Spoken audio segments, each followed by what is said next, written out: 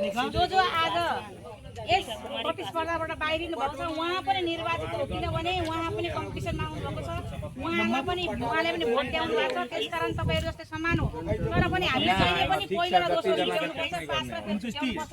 त्यसकारण हामीले जस्तो सभापति उपसभापति हामीले निर्वाचन गराएर निर्वाचित गरिसकेका छौँ। तपाईँहरूको हातमा एउटा शपथ पत्र छ।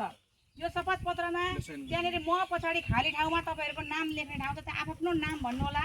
त्यस पछाडि तल आएर समितिको भनेको छ, अनि त्यसभन्दा पछाडि खाली ठाउँ छ, त्यहाँ पद छ। त्यो कुन पद हो तपाईँको, सभापति सदस्य के हो, त्यो त हजुरहरूले भन्नु होला।